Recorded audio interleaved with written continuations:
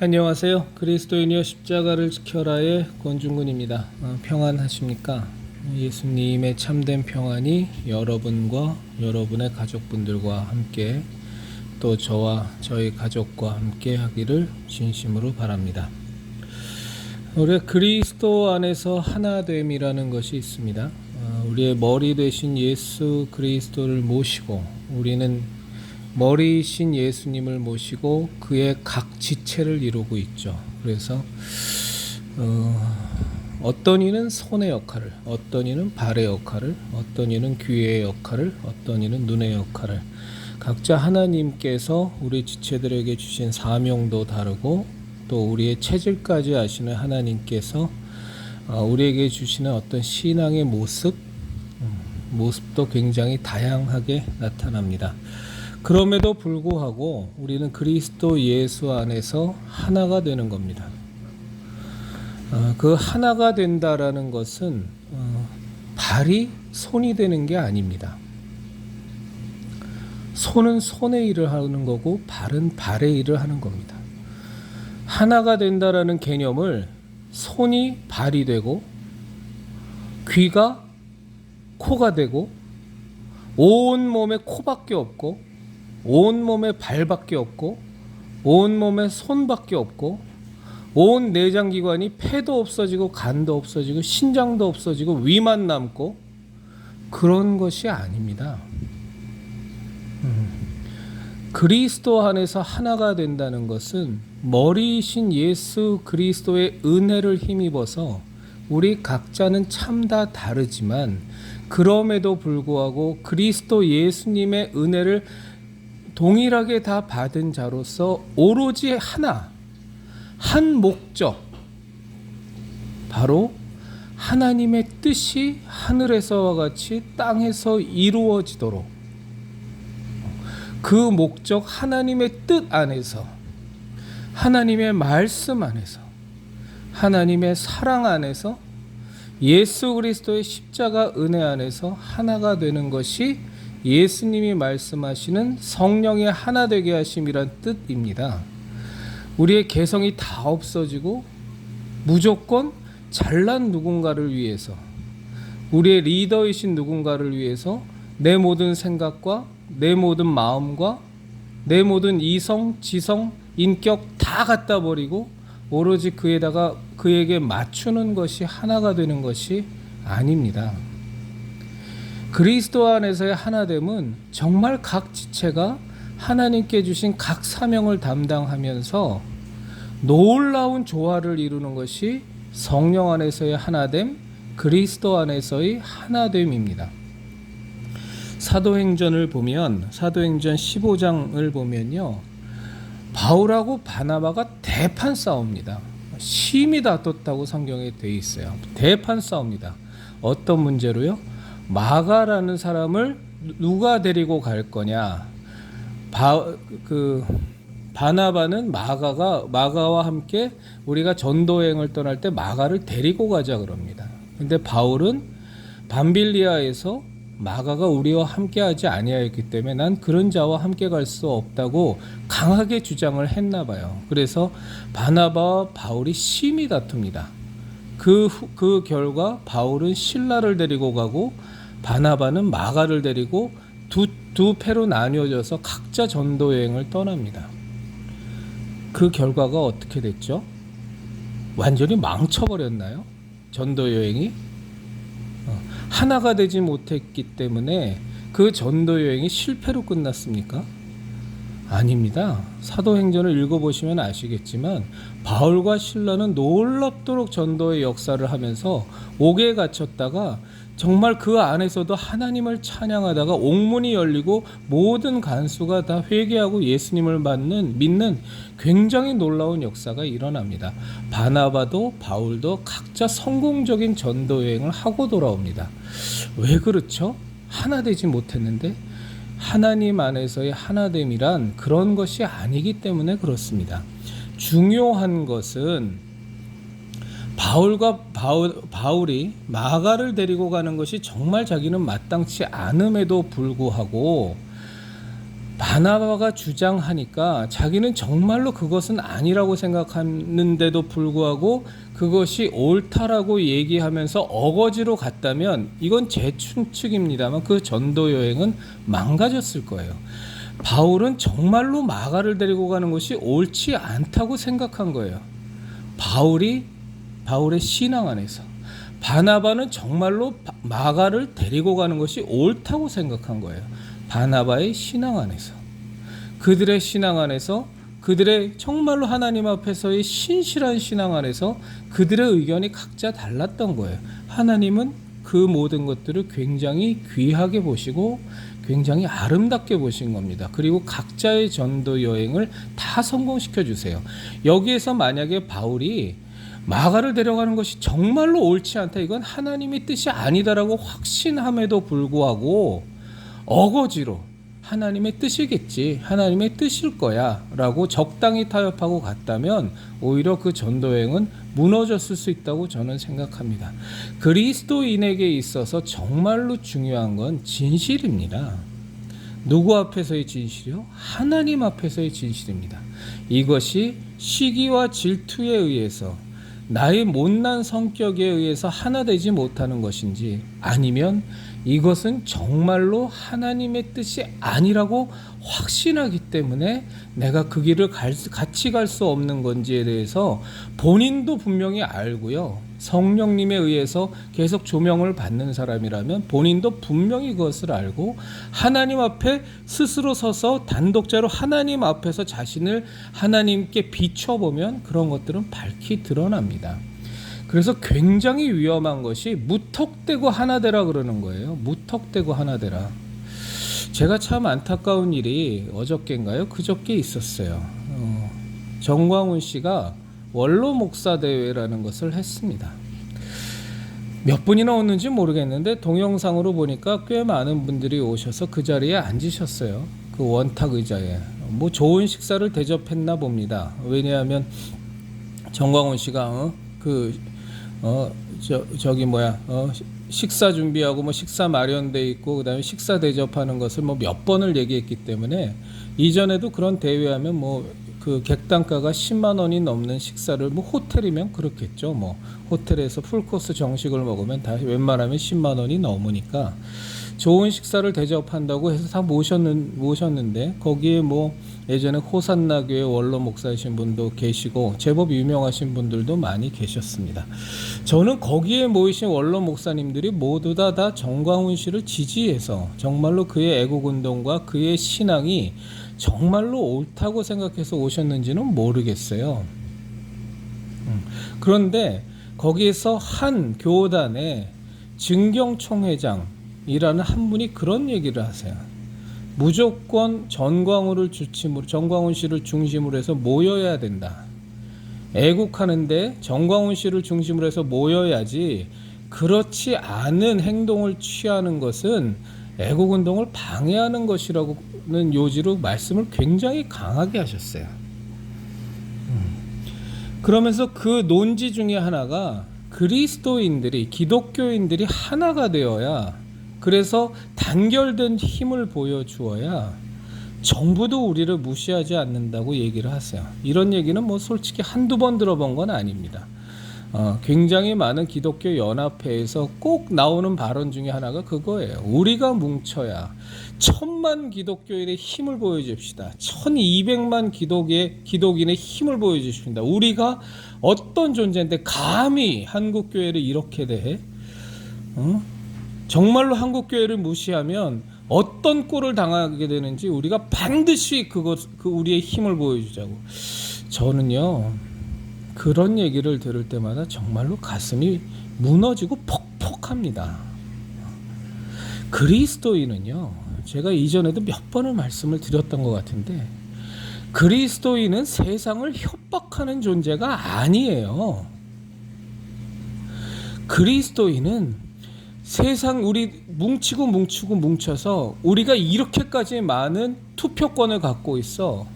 우리한테 잘못 보이면 당신 여기서 국회의원 달 생각 꿈에도 하지 마. 우리한테 잘 보여야 돼. 어디 감히 기독교를 무시해? 개신교 무시했다가 당신 선거에서 떨어져. 혹은 개신교 무시했다가 당신 선거에서 당선돼도 우리가 가만히 안 있어. 우리 교회들이 뭉쳐서 당신을 분명히 응징할 거야. 이거는요, 그리스도인이 결코 취해서는 안 되는 자세입니다. 그리스도인은 결코 세상을 협박하는 존재가 아니에요.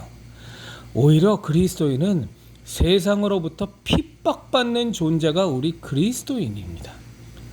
아무 이유도 없이 오로지 예수님 믿는다는 거 하나만으로, 세상의 풍속과 타협하지 않는다는 이유 하나만으로 우리는 핍박받고, 우리는 고난받고, 무시당하고, 우리는 저들에게 이해받지 못하고 그런 존재입니다. 왜 그렇죠? 당연하죠.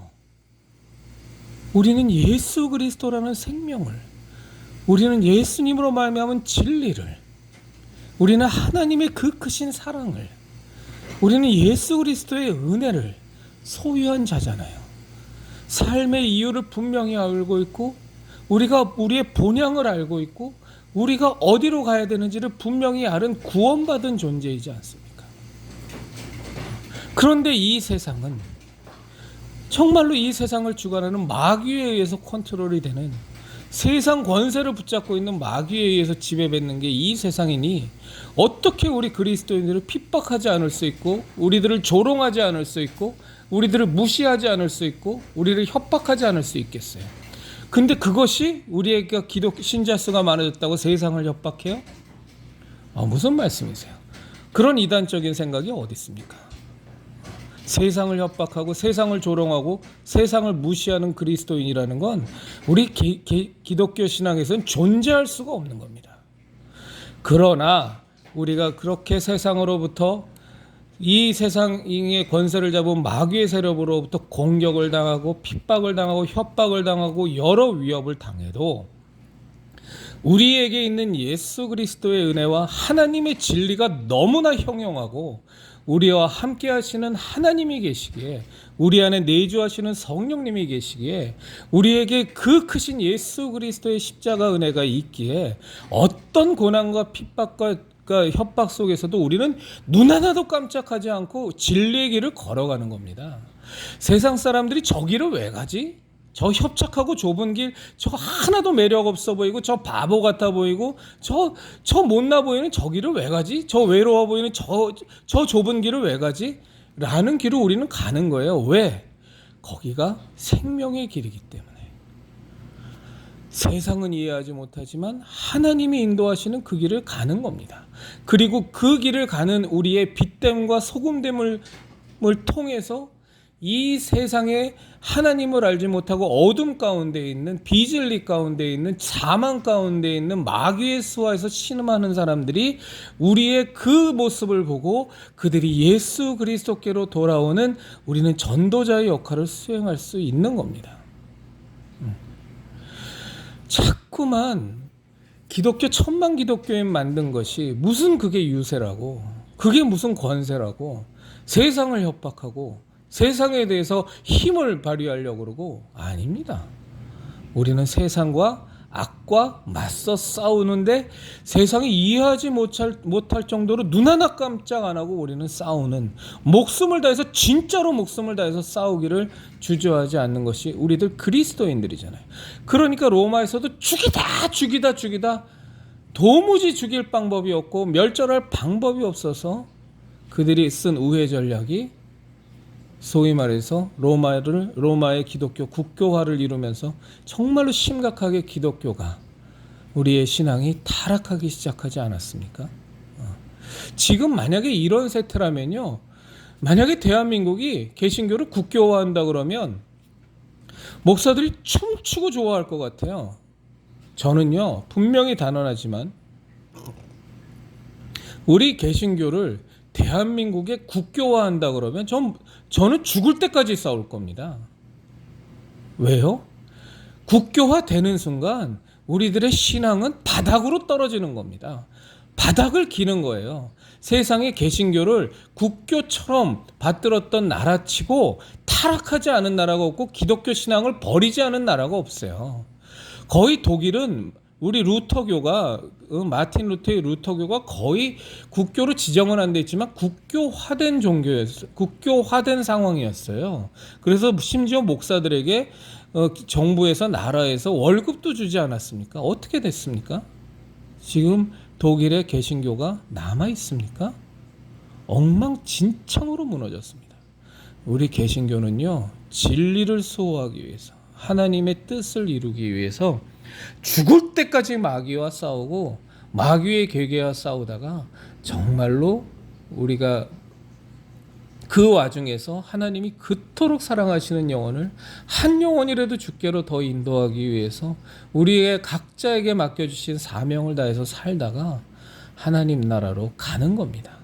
세상에 그런 복을 우리가, 그런 은혜를 우리가 누릴 수 있는 존재가 그리스도인들입니다.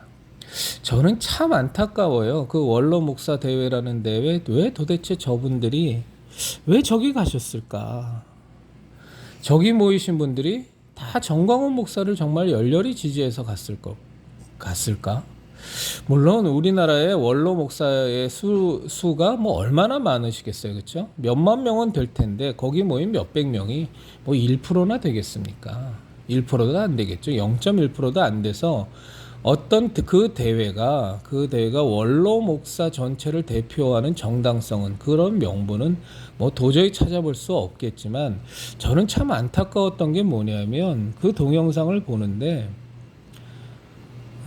어떤 분들은 박수 치면서 열렬히 지지하는 분들도 계시지만 굉장히 많은 수의 분들이 그냥 자리만 채우고 앉아 계시면서 심드렁하게 앉아 계신 분들이 굉장히 많으시더라고요. 인간적으로는 이해가 돼요. 원로 목사 되시고 자기가 심호하던 교회에서 물러나서 소위 말해서 이제 뒷방으로 물러나시면 한편으로는 심심하시기도 하시고 또 한편으로는 생계도 여러 가지 많이 어려우시고 여러 가지 힘듦이 있겠죠. 당연히. 그래서 그런 곳에서 원로 목사 대접해 드린다고 오라 그러면 마음 한편에 반갑기도 하실 거예요. 그 인간적인 마음으로 그런 심정은 이해가 되지만 그래도 저는 그런 데는 가시면 안 된다고 봅니다. 왜냐하면 그런 것들이 사실은 정광훈 씨가 이 한국 기독교의 대표성을 자꾸 띈다고 본인이 얘기하면서 이 한국 기독교계를 지금 주물떡 하고 있는데 참으로 악용되거든요. 그래서 참 전 그 모습 보고 많이 좀 안타까웠는데, 조금 더 정말 신앙을 가지신 분들이시니까 조금 더 매사에 좀 신중하시고 연세가 많으신 분들 아닙니까? 인간적으로는 이해가 되지만 그런 행동거지 하나하나를 조금 더 조심해야 되지 않겠나 싶습니다. 지금 사실 제가 참 지금부터 드리는 말씀은 정말로 좀 마음을 먹고 말씀을 드리는데요.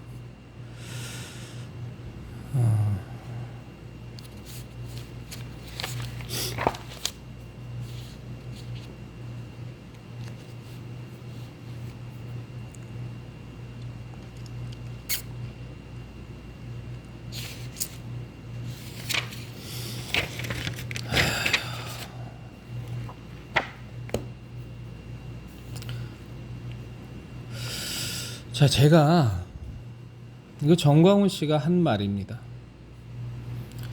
생각하지도 말고 판단하지도 말고 성경이 뭐라고 하건 다른 사람이 뭐라고 하건 다 무시하고 오직 멘토의 말만 듣고 멘토 앞에서 쪼개져라.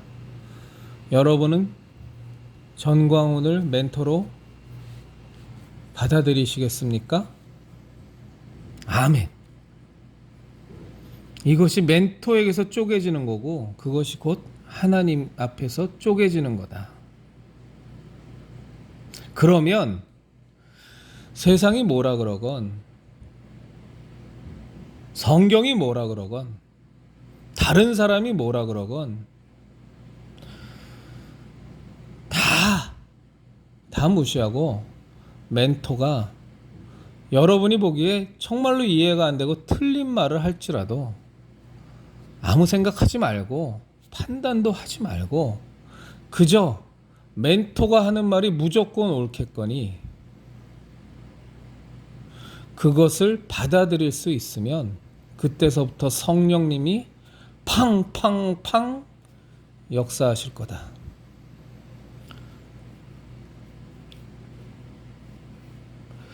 미쳤습니까?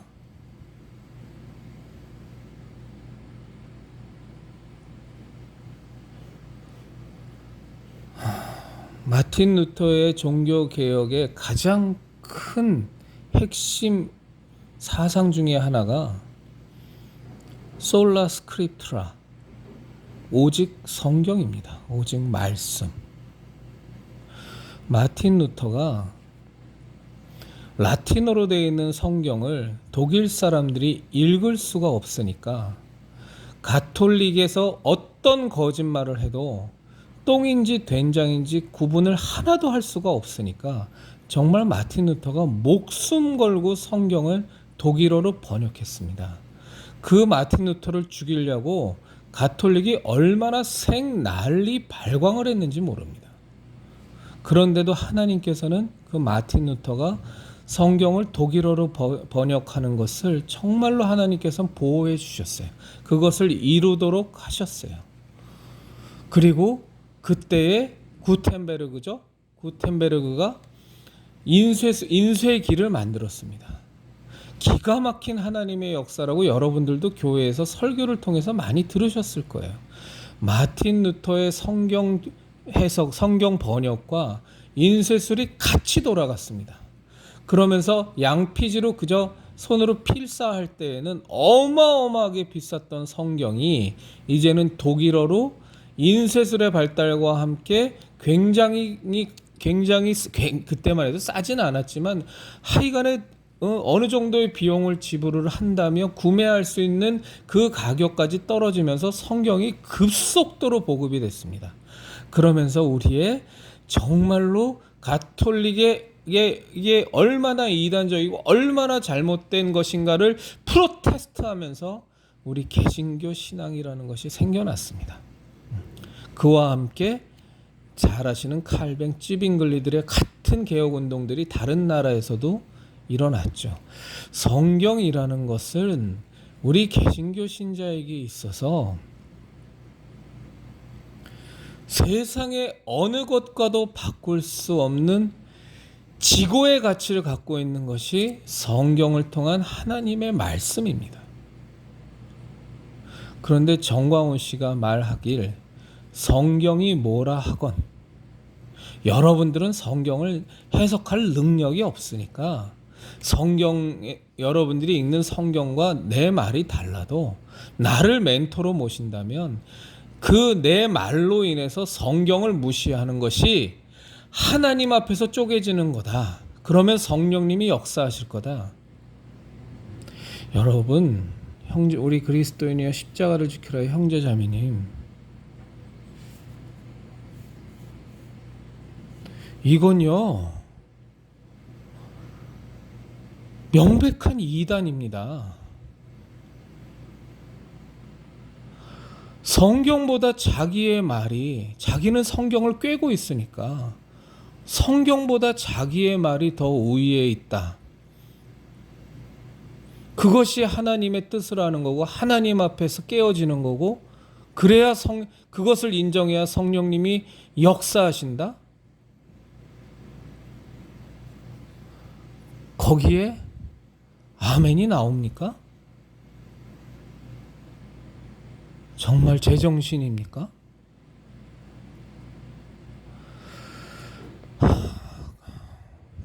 가톨릭에서 성경이라는 것의 권위를 깎아내리고 교황의 권위를 높이기 위해서 걔네가 한 가톨릭이 한 수작질이 있습니다. 가톨릭은 성경과 동일한 권위를 갖는 것을 여러 개를 만들어 놨어요. 첫째는 우리가 66권의 우리 이것을 정경이라 그러지 않습니까? 근데 가톨릭은요, 외경이라는 게 있어요. 그거는 우리가 오랜 동안 정말로 하나님의 은혜 속에서 이것은 성경으로 받아들이기에는 너무 내용상에 여러 가지 문제가 많다고 해서 하나님이 다 반란해 주신 거예요. 그래서 남은 것이 66권의 정경을 우리는 믿고 있는 겁니다. 그런데 가톨릭은 외경이라는 그 반란해어진 하나님이 정말로 우리에게 은혜를 베푸셔서 많은 그리스도인들을 통해서 반란해어진 그 외경을 정경하고 동일한 지위에다가 갖다 올려놨어요. 그리고 또 가톨릭에서는 자기네들에게 내려오는 여러 가지 전설, 전승이라 그럽니다. 그것을 성경과 동일한 지위에다가 또 올려놨어요. 그리고 두 가지를 더 성경과 동일한 지위에다가 올려놨는데 그것이 뭐냐면 교황의 교시입니다. 가톨릭에 있어서 교황의 교시는 한마디로 말해서 교황의 말은 성경과 동일한 권위를 갖습니다. 또 가톨릭에서 하는 공의회라는 것이 있어요. 바티칸 공의회, 무슨 공의회. 그렇게 가톨릭의 주요 인사들이 모여서 정하는 정책들이 있습니다. 방향이. 예를 들어서 그 공의회를 통해서 우리는 십자군 전쟁이 하나님의 뜻이 아니었음을 회개한다 그러면 그것이 성경적인 권위를 갖는 거예요. 이렇게 성경과 동일한 권위를 갖는 것을 여러 개 만들어 놨습니다. 왜요? 교황의 권위, 교황의 독재, 교황 중심의 종교 체계를 구축하기 위해서 이런 사악한 짓을 하는 것이 가톨릭입니다.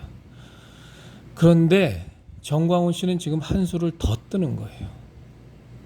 성경보다 나의 말이 성경에 비추어서도 여러분들이 보기에 성경에 비추어 봐도 이건 문제가 있다고 생각되어도 그런 생각을 갖지 말고 그런 판단도 하지 말고 아무 생각하지 말고 아무 비판하지 말고 그저 내 말이 옳다라고 여러분들이 받아들여야만 그것이 멘토 앞에서의 쪼개짐이고 그 멘토 앞에서의 쪼개짐이 곧 하나님 앞에서의 깨어짐, 쪼개짐이고 그래야 성령님이 역사하신다는 무시무시한 얘기를 지금 한 겁니다.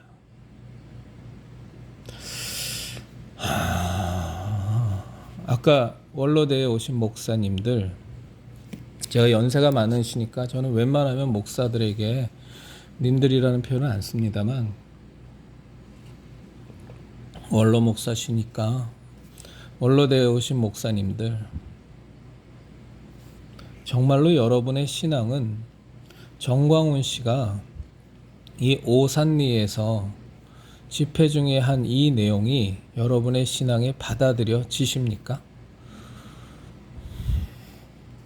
제가 오늘 드리고 싶은 말씀이 굉장히 많습니다만 이제 정리하겠습니다. 이단이 나오고 사이비가 나오는 것은요, 비단 그 당사자만의 문제는 아닙니다. 정말로 더 큰 문제라고 볼 수 있는 건 침묵의 동조자들입니다. 이건 분명히 잘못됐어 라고 생각함에도 불구하고 여러 가지 이유로, 그것이 용기가 없는 걸 수도 있고 비겁함일 수도 있고 혹은 어떤 예를 들어서 뇌물에 의한 걸 수도 있고 어떤 이유건 간에 그런저런 이유로 뭔 일 있겠어? 뭐 큰일 나겠어? 저러다 말겠지. 곧 자리 잡겠지. 그냥 스스로 아무 근거 없는 그저 그냥 합리화를 해대시면서 침묵으로 일관하시는 그것을 하나님께서는 결코 죄 없다 하지 않으실 겁니다. 결코 죄 없다 하지 않으실 겁니다. 그리스도인이여 십자가를 지켜라의 형제자매님들, 참 요즘 많이 힘듭니다. 여러 가지로 힘들고, 근데 여러분들이나 저나 문재인 저 좌파 독재 정권, 저 좌파 전체주의 5년의 세월도 진짜 한편으로 보면 참 인생이 없던 애국운동 하시면서 이 코로나 바이러스 사태 때 다 교회 문 닫아 걸고 다 예배 다 포기하는 그런 배교의 상황을 우리가 그걸 보면서, 그럼에도 불구하고 거기서 또 싸우시는 목사님들도 또 보면서 나라 위에 기도하고 또 어찌하든지 참 이 나라 살려달라고 또 기도하고 또 애국운동도 하시고 목소리 높이시고 싸우시면서 참 은혜를 베푸셔서 하나님께서 은혜 주셔서 5년의 기회를 얻었습니다. 우리 그리스도인의 십자가를 지키라 형제자매님들, 우리 절대로 하지 말아야 할 것 낙심하지 마시고 좌절하지 마시고 우리 예수님의 진리의 십자가, 생명의 십자가, 구원의 십자가, 은혜의 십자가 꽉 붙들고, 이 세태가 바람이 불고 창수가 나고 난리 버거지가 나도 우리 예수님의 십자가 신앙 붙들고 우리 예수님과 함께 예수님 손잡고 정말 하나님의 뜻에 순종하면서 우리 그 나라 향해서, 그 본향을 향해서 하루하루 승리해 나가십시다. 내일 주일입니다. 예배 잘 드리시고요. 하나님이 기뻐하시는 주일, 여러분과 여러분의 형제 자매님들과 또 가족분들과 함께 귀하게 보내시기를 진심으로 바랍니다.